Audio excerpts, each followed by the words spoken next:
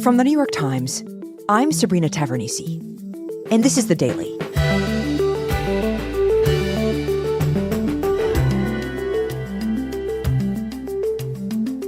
Nuclear power, once the great hope for a clean way to meet the world's energy needs, fell out of favor decades ago. Today, my colleague Brad Plumer explains how one company with a radical idea is now working to bring it back.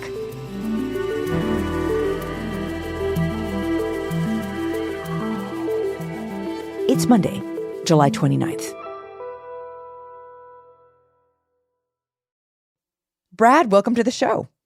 Thank you for having me. So you cover climate, and you've been reporting on something that doesn't normally come to mind when I think of climate change, and that's nuclear power. It hasn't really been part of the conversation about how to fix climate change really at all in recent years, but now you've found that that is changing. Tell me about that. Yeah, so there is a ton of innovation and a ton of investment pouring into nuclear power right now. And a big part of the reason for that is there's this growing sense among experts and policymakers that in order to fight climate change, we really need a wide variety of clean energy technologies. Right now, we have solar power, we have wind power. Those are growing incredibly fast and really doing quite well, but they don't run all the time. The sun's not always shining, the wind's not always blowing. Right. And so having something else like nuclear power that can run all the time would just be incredibly valuable and might even be necessary if we want to solve climate change. And that seems pretty important right now, right? I mean, we've got these heat waves across the United States, storms feel more severe, and wildfires are more and more destructive. So finding new sources of clean energy is a pretty urgent task right now. Exactly. But also, in addition to fighting climate change, we just need a lot more electricity in general. There's this enormous growing demand for power from new data centers, from growing interest in artificial intelligence, from electric cars, from all these new factories that are popping up to build solar panels and batteries. And so you have a lot of companies that are just urgently looking for clean energy sources that can run 24 hours a day. So to meet all of these needs right now, there's been a huge push by the US and other countries to figure out how to make nuclear energy, which is emissions-free, really a big part of the solution. But question, hasn't the nuclear power industry been around for a long time? Yeah, it's a very well-established technology that's been around since the 1950s. But the history of using nuclear technology to make electricity has been pretty rocky. It's had a lot of ups and downs. And the country has really fallen both in and out of love with nuclear over time. So when nuclear power was first developed in the 1950s and 60s, there were incredibly high hopes for it. Electricity, man's most versatile source of power. And now man is using a powerful new source of electric power, the atom. People saw it as this potentially unlimited, cheap energy source. 2 ounces of uranium-235 can produce as much electrical energy as 800 carloads of coal. This clean energy, no air pollution, powering electric cars. There were interviews where officials were predicting that, one day all new power plants would be nuclear, just solving so many of the world's problems. So already back then, they had this vision for fossil-free future through nuclear. Oh, absolutely. The same atoms that send power surging from huge atomic power stations are also opening new realms, which only the endurance of nuclear power can conquer. By the end of the 1960s, you had more than 50 nuclear reactors under construction across the United States. And in the beginning, they were actually quite affordable. But as more of these plants got built, people discovered different issues with them, flaws that needed to be corrected, safety issues that need to be addressed with regulations. And you had federal regulators, the agency that is now known as the Nuclear Regulatory Commission, laying out new rules and safety standards and regulations for these plants. Right. I wanted to ask you about that because when I think of arguments against nuclear, I think, that it's not safe. Like, that's the main obstacle. So, can you explain some of that thinking? Like, what are the safety issues here? So, with any nuclear plant, there really are potential risks to people and the environment. Nuclear power plants create radiation that needs to be contained. And if you have a big dose of radiation that leaks out into the environment, that can be potentially very harmful to humans and nearby wildlife. And then the plants also produce radioactive waste that takes a long time to decay and needs to be safely stored for many hundreds of years. The safety record for nuclear power has been extremely good in the United States, and that's largely because the plants have a ton of safety features to contain radiation leaks, and a lot of that has come because the plants are very strictly regulated. So, nuclear plants then are pretty safe despite the risks. So, where did this public perception of danger come from then? So the reality is no technology is ever going to be completely risk-free. There's always the potential for an accident. And then you had this big shock event in 1979. For many years, there has been a vigorous debate in this country about the safety of the nation's 72 nuclear energy power plants. That debate is likely to be intensified because of what happened early this morning at a nuclear power plant in Pennsylvania. A reactor at the 3 Mile Island nuclear power plant in Pennsylvania partially melted down. I heard a very loud noise that sounded like a huge release of steam. Looked out the window. It was geyser of steam that was raising up in the air. So that meltdown released some radioactive gases into the environment, which was really concerning. You had hundreds of thousands of people evacuate from the nearby area. The radiation inside the plant is at 8 times the deadly level, so strong that after passing through a 3-foot thick concrete wall, it can be measured a mile away. There were no deaths or big health effects that resulted from the meltdown. The leak ended up being relatively small, but it was huge national news. It's a lot worse than what they're telling us. Typical lies. They had to close all those nuclear power plants down. It really horrified a lot of people across the nation, and it caused enormous disruptions in the industry. And in a lot of ways, it was the beginning of the end of nuclear power in the United States in the 20th century.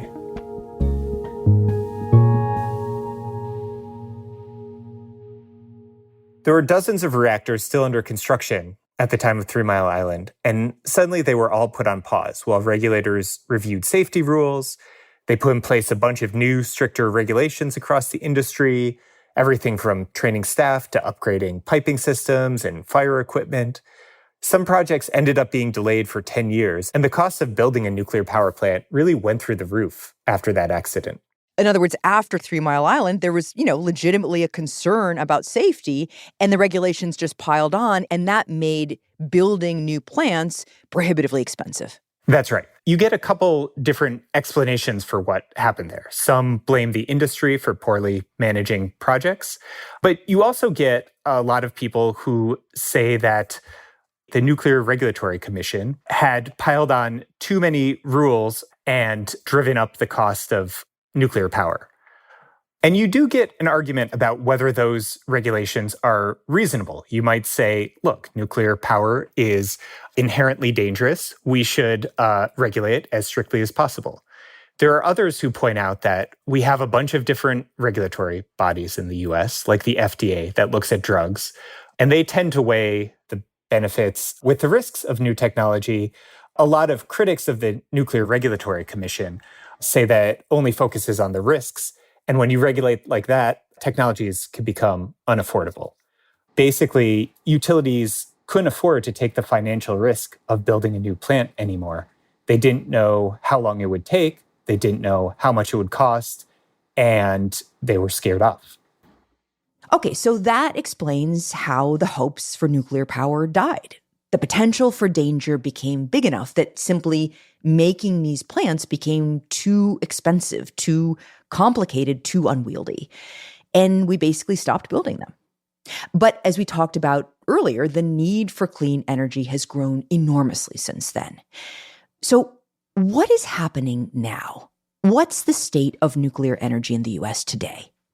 So now what we're starting to see is a whole bunch of startups and companies going back to the drawing board and completely rethinking nuclear power technology to try to make it more affordable, to try to make it faster to build. They are coming up with new ideas for nuclear power plants that are radically different from what we've seen over the past 50 years. And now, this summer, we're actually seeing the construction of the very first of these plants in Wyoming.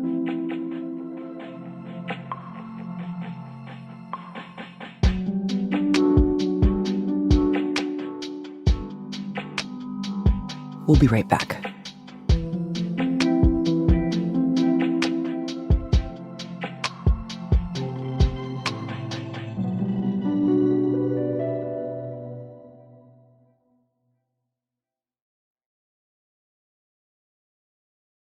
So, Brad, you said that new companies are now trying to revive this nuclear industry and update it for the present day, and that we're seeing that happening in Wyoming. What's going on there? So in southwest Wyoming, there's this coal town called Kemmerer. Outside the town is this giant coal plant that's scheduled to close in the next 15 years.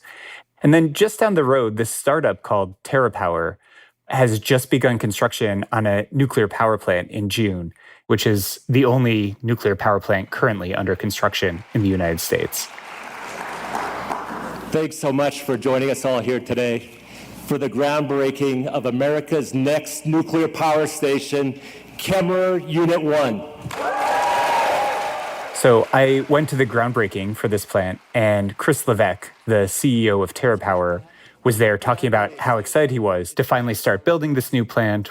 Not only is this America's next reactor, it's the first advanced reactor in the free world. And the man who started this company is Bill Gates. I want to acknowledge the great work done by the TerraPower team, starting with Chris, but it's kind of a dream, and here we are making it a reality. So Bill Gates, who I think of as a public health guy, not really a nuclear power guy. Why is Bill Gates involved in a nuclear power plant? Yeah, Bill Gates has been interested for a long time in trying to figure out how to solve climate change. And at this groundbreaking, he told the story of how his interest in nuclear power got started. It was around 2005 when I was talking to some physics friends of mine about the need for electricity and really trying to understand from them why nuclear power had gotten so expensive. And he said he was talking to his scientist friends who explained how the economics of nuclear power just weren't working, basically for all the reasons we talked about earlier. And they talked to me about how if you started anew and were willing to embrace innovation, that you could build something that was both safer and cheaper. And so we started a company with a very bold idea to revolutionize nuclear power. So that inspired Gates to start TerraPower around 2008. He hired a team of hundreds of engineers to redesign a nuclear power plant from scratch, because he believed the technology was the key to the country's growing energy needs. So here we are, standing on what will soon be the bedrock of America's energy future. And I can't wait to be here when we turn the reactor on. Thank you.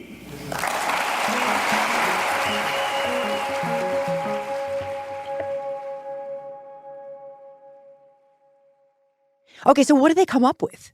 So I'll try not to get too technical here. Okay. But most nuclear power plants today basically use the atomic fission to heat up a bunch of water and create steam to generate electricity. They're basically giant kettles. But the problem with that is because the water is highly pressurized, these plants often need heavy piping, thick containment shields to protect against things like steam explosions and other accidents. And that makes them very complex and very expensive. So TerraPower decided that instead of using water, to use liquid sodium, salt, basically, that's heated up. And the advantage of that is that it operates at lower pressures. And in theory, you don't need a lot of the same heavy components, the thick shields, other safety features that traditional light water reactors need. And what's the advantage of that, Brad? So the idea is if you don't have as many components, it should be cheaper in the long run. They're making smaller plants so that you're not investing as much money up front and the risk is not quite as big. And how much approximately would it cost to build one of these things? Right now, they're estimating that the initial plant will cost around $4 billion. Now, I talked to a lot of people who expect that to rise a lot as they struggle with novel technology. But their hope is that eventually that they can provide nuclear power for around half the cost of traditional nuclear power plants. Wow, half the cost. But the plant is smaller, right? So does that mean, this smaller, cheaper plant actually produces less energy? It produces a lot less energy than the traditional big plants. But the hope is that you build a bunch of these and eventually you get better at building these over time and the costs come down. And their dream scenario is in the 2030s and the 2040s, the country has a pretty potent source of clean energy that can supplement all of the wind and solar power that we're building now. But building that first plant is a gamble. They've never done it before. Things could go wrong.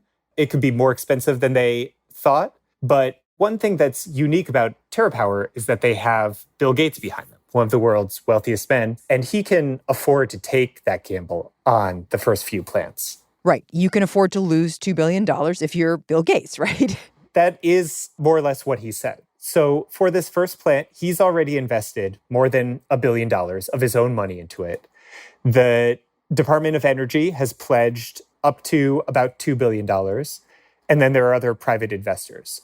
But what he said is he has pledged to stick with the project, even if it goes over budget, as they work through some initial growing pains.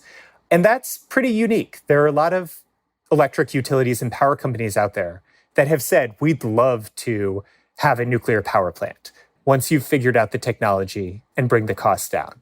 But we don't want to be the first one to do it. Right. They don't want to be the first one in line in the bungee jump, right? Right. Okay, so this company has the vision. It has the money. It's already started working toward making all of this a reality. You saw Bill Gates out there with a shovel in Wyoming. What's the likelihood that this will actually work?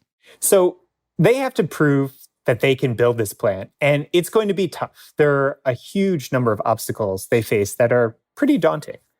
The plant won't be finished until 2030 at the very earliest. And a lot of people I talked to thought even that might be optimistic. Mm-hmm. One big hurdle they face is that their reactor uses this specialized type of enriched uranium fuel that currently only Russia makes. And that's a big problem. Right. After Russia invaded Ukraine in 2022, TerraPower said, okay, we're not going to buy our fuel from Russia. We need to get somewhere else. Congress has stepped in and basically approved billions of dollars to build up a domestic nuclear fuel supply chain. But that's going to take time. That's a very significant hurdle. I mean, years to build up our own supply chain. It's very significant, and it's a potential risk for the plant. And maybe a bigger issue right now is that at the moment, their plant hasn't been fully approved by the regulators, by the Nuclear Regulatory Commission. They've submitted an application. They can basically start building all of the parts of the plant around the nuclear reactor where the atomic fission occurs, but they can't start construction on the reactor itself yet. That approval will take at least 2 years and possibly longer, and that's a big risk for them. Is that a deal breaker? So the Nuclear Regulatory Commission has told me that they have received the application and they are very eager to show that they can approve new nuclear technology. But the catch is that for 5 decades, the Nuclear Regulatory Commission has largely overseen those old light water reactors. That's the technology they're most familiar with. That's what they're comfortable with. So now they suddenly have to get comfortable with a brand new technology and ensure that it's safe. That sounds like it's going to take a long time. It could take a while. And TerraPower has to convince regulators that their plant doesn't necessarily need the same expensive safety equipment that other reactors have. The theory behind them is that these reactors should be inherently safer and don't require as many costly components and safety features. But there are definitely some people worried that regulators may be too inflexible and may not be up to the task. Okay, so this is hard. There are a lot of obstacles. Is there anywhere where these kinds of nuclear reactors are actually up and running? So no one's trying to build a reactor exactly like TerraPower's. But right now, Russia and China are building a large number of nuclear reactors, and they're also building some advanced models that they hope they can export around the world. China right now is building at least 23 nuclear reactors. We have one, this one in Wyoming. So a lot of US officials really think of this as a race because they don't want to see China and Russia exporting their nuclear technology around the world, establishing these long-term relationships with other countries and becoming the dominant suppliers of a technology that the United States invented in the first place. In fact, Congress has been putting a lot of pressure on the Nuclear Regulatory Commission. They have basically been saying, we want these new advanced reactors. You need to get these approved in a timely fashion. So everyone's watching to see how this process goes. So, Brad, if we look at the big picture of what's going on right now, I wonder if the urgency of the climate crisis, just how acute it's become, is going to change how we think about the risk-benefit analysis of nuclear power, the one that we were talking about before. Like, do the tight regulations that made a lot of sense in the 1980s and the 1990s, we put them in place for some very good reasons, do those now make less sense because of the real pickle that we find ourselves in climate-wise? So there's always going to be demand for pretty strict regulations around nuclear power, just because there are real risks involved. But I think what we've started to see in Washington is both Republicans and Democrats start to rethink whether we've struck the right balance. In June, we saw Congress, with big bipartisan majorities, pass a bill aimed at reforming the Nuclear Regulatory Commission to streamline approvals of new reactor designs, to increase staffing at the agency. But also there was a pretty striking provision in that bill that basically told the NRC to consider not just the safety of reactors, but also the benefits of nuclear energy technology to society. And the idea is that we should really weigh the risks against the benefits of nuclear power. There are a lot of challenges to building nuclear power. There are technical obstacles, there are financial obstacles. But if nuclear power is going to make a comeback, it'll probably require a big shift in how people view the technology and how they weigh the risks of the technology. And I think we're starting to see that shift.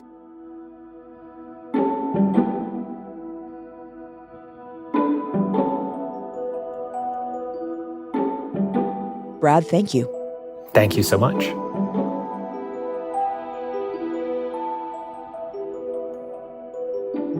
We'll be right back.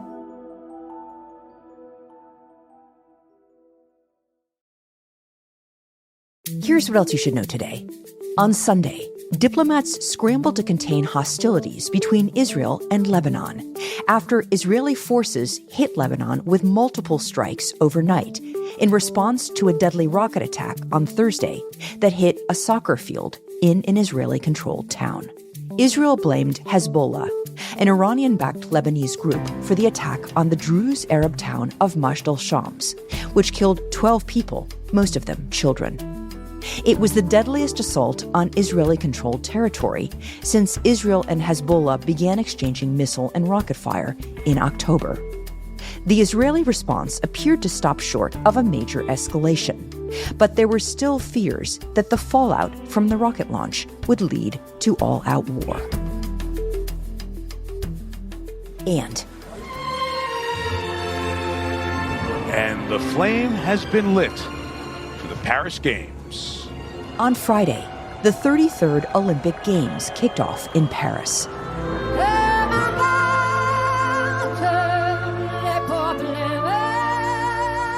Hundreds of thousands of spectators braved heavy downpours to line the banks of the River Seine for the first opening ceremony to take place outside of a stadium. No marks. And you can't forget about China. As the competition got underway, and it's the first for Team USA in Paris. The U.S. scored its first Olympic gold in swimming for the men's relay. McIntosh takes the silver, and Ledecky gets the bronze. Swimmer Katie Ledecky scored her first medal in the 400-meter freestyle. Today's episode was produced by Alex Stern, Diana Wynn, and Sydney Harper, with help from Shannon Lin. It was edited by Lexi Diao and Brendan Klinkenberg. Contains original music by Rowan Nemistow and Pat McCusker, and was engineered by Chris Wood. Our theme music is by Jim Brunberg and Ben Lansford of Wonderly.